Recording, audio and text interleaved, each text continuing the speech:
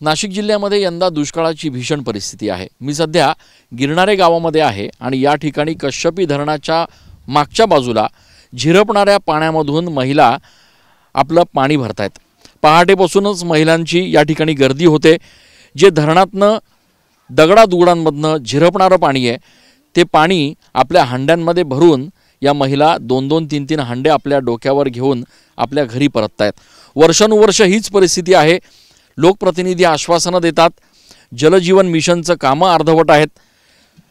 तहसीलदार असतील, तलाठी असतील, हे या ठिकाणी पाहणीसाठी येतात, मात्र हे दृश्य सरकारी अधिकाऱ्यांना जे पाहणी करायला येतात त्यांना दिसत नाही का, असा संतप्त सवाल इथले रहिवासी उपस्थित करतायत, ग्रामस्थ उपस्थित करतायत। गावातले काही तरुण मुलं आहेत जे या महिलांच्या मदतीसाठी इथे सातत्याने येतात। नेमकी काय परिस्थिती आहे इथे?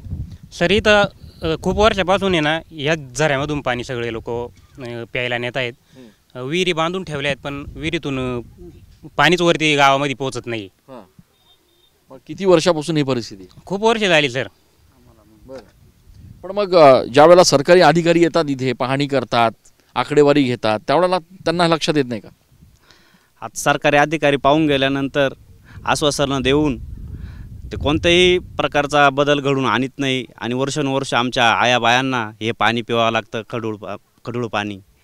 आणि त्याच्यानुसार लहान मुलांना मलनिस्सारण वगैरे सर आरोग्य धोक्यात येतं नाही का या पाण्याने। भरपूर अशा समस्या आहेत की ज्या तुम्ही बोलले, जसे धरण उशाशी आणि कोरड घाशाशी, हे खरोखर अत्यंत दयनीय अवस्था आहे सर या गावाची दयनीय अवस्था आहे। माझ्या मागे आपण दृश्यांमध्ये बघता आहात, हे कश्यपी धरण आहे आणि या धरणामध्ये सुद्धा सध्या पाणी साठा नाही आहे, धरणांना तळ गाठलेला आहे। मात्र या दगडांमधनं झिरपणारं जे काही पाणी आहे ते पाणी भरून या महिला हांडे भरून आपल्या घरी नेत आहेत। डोक्यावर पायी हांडे घेऊन या महिला आपलं घर गाठतायत। वर्षानुवर्ष ही परिस्थिती असताना सरकारी अधिकाऱ्यांना मात्र या ठिकाणी यायला वेळ नाही का? फक्त इथे येऊन सोपस्कार पार पाडायचे एवढंच कर्तव्य अधिकाऱ्यांकडनं केलं जात आहे, असा संतप्त सवाल हे सगळे रहिवासी उपस्थित करतायत। कॅमेरा पर्सन आकाश येवलेसह मी चंदन पूजाधिकारी, TV9 मराठी।